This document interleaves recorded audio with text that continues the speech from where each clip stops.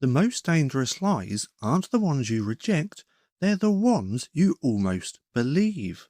And that's how illusions work. They take something true, wrap it in comfort, and feed it back to you until it feels obvious. And in the world of money, no illusion is stronger than safety.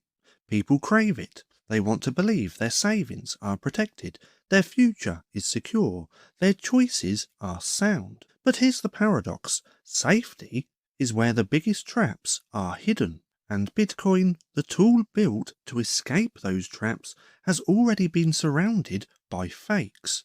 Now, fake Bitcoin is everywhere. Now, not just the scams and the rug pulls, but more subtle traps designed to trick you into giving up sovereignty while thinking you still own it. And unless you can spot the difference, you'll end up holding an empty promise and not Bitcoin. Now, speaking of sovereignty, I do want to chuck this in here as well, because Bitcoin is the first part of the equation. Sovereignty is second, and that's why I designed this free course, which I'll link down below, and it's called Sovereign by Design. See, when most people hear fake Bitcoin, they imagine counterfeits, like someone printing fake dollars or minting fake gold coins.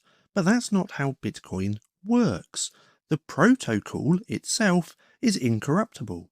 Now, you can't fake the blockchain. You can't forge a SAT. So the fakes don't attack the code, they attack perception. They create environments where you feel like you own Bitcoin, when in reality, well, you don't. They mimic the experience of sovereignty without giving you the reality of it. It's like renting a Ferrari and convincing yourself you own it. Now, the picture looks good, the feeling is there, but when the time comes to put your foot on the gas without permission, you'll discover who really holds the keys. Now, that's the truth with fake Bitcoin. It looks real, it acts real, it even feels real, until the moment you need it the most. Now, that's when you discover what you thought was Bitcoin was just a shadow, and shadows don't protect you, they vanish. So let's go ahead and break it down. Now, fake Bitcoin shows up in three main ways. Now, the first is custodial Bitcoins. Coins you buy on an exchange but never withdraw. You see the balance on a screen, you feel like you own it, but unless you hold the keys, you don't. You own a promise, and promises are cheap. Now, the second is paper Bitcoin. Now, this is the futures market, the ETFs, the synthetic products that institutions pump out. Now, for every real coin, there could be 10 paper versions floating around. Now, they're not Bitcoin, they're IOUs. And IOUs can be manipulated, inflated, and defaulted on. Now, think about the gold market.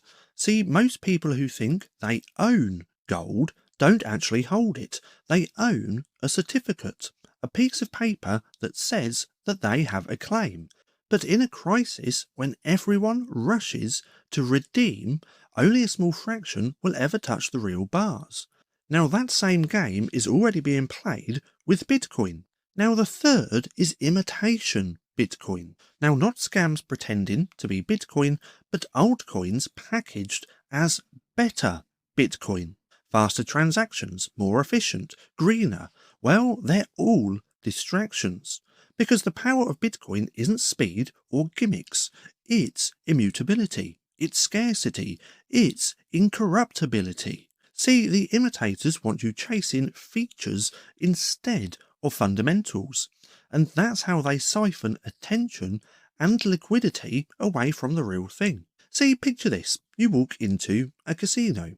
The dealer hands you chips. They feel real. They look real. You play. You win. You think you're up. But when you go to cash out, the cashier laughs. These chips aren't valid here. Now that's fake Bitcoin. On an exchange balance, in a futures contract, in a slick new token marketed as the next Bitcoin. Now, it all looks real until the moment it matters, and by then, well, by then it's too late. Because what protects you isn't how real it feels today, it's whether you can actually redeem it tomorrow. See, we've already seen how this plays out. Mt. Gox. Customers thought they had Bitcoin. They didn't. It was gone. FTX. Users thought they were holding Bitcoin. But FTX was gambling with it behind the scenes. They held nothing. Even ETFs, while packaged as safe exposure, don't give you Bitcoin. They give you paper, a promise. And history shows us what happens to promises in times of crisis. They're broken. See, in 1933, the government confiscated gold. See, most people thought their savings were untouchable. They weren't, and every time the same story repeats. Those who trusted intermediaries were left with nothing but IOUs. Those who held the real thing survived, and that's why fake Bitcoin is so dangerous. Now, not because it looks fake, but because it looks real until the moment you need it. So let's go ahead and zoom out. The deeper question isn't whether fake Bitcoin exists, because it does. The real question is, do you actually own the real thing? Now, ownership isn't about seeing a balance on a screen. It isn't about watching charts, and it isn't about what a broker or an app says you own. Ownership is about control. Control over movement, over custody, and over control without permission. Now, if you don't have that, you don't own Bitcoin. You own an illusion. And illusions are exactly what the systems want you to settle for, because illusions are easy to control. So here's the filter that you need. Ask yourself 3 questions. 1. Do I hold the keys? 2. Can I move Bitcoin without approval? And 3. Is what I own scarce, verifiable, and incorruptible? Now, if the answer isn't yes across the board, well, you don't own Bitcoin. You own a fake. And in a world where the system is desperate to corral this asset, fakes will multiply. ETFs, synthetic derivatives, shiny new altcoins, convenient custodial apps. Now, all of them packaged as safety, but none of them are real. So here's the challenge. Don't just buy Bitcoin, verify it, withdraw it, secure it, because these fake Bitcoin are everywhere.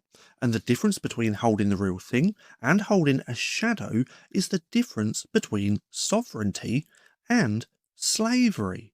See, the next time someone says, I own Bitcoin, ask them, do you really? Because in the end, Bitcoin doesn't care about your intentions, it only cares about the truth. So, stay sharp and stay sovereign. Now again, speaking of sovereignty, sovereign by design, if you want to come and check this out, there'll be a link for this down in the description below. Now I do also want to chuck this in here as well. I recently started a Facebook page, so if you do have Facebook and you want to follow me, well, I'll leave a link for this down in the description below. Now, if you've made it this far and if you're not too sure what to watch next, well, I have this playlist for you just here, which you can go ahead and binge watch if you enjoy watching my content, or if you just want a quick single little video, you can watch this one just here, recommended to you by YouTube.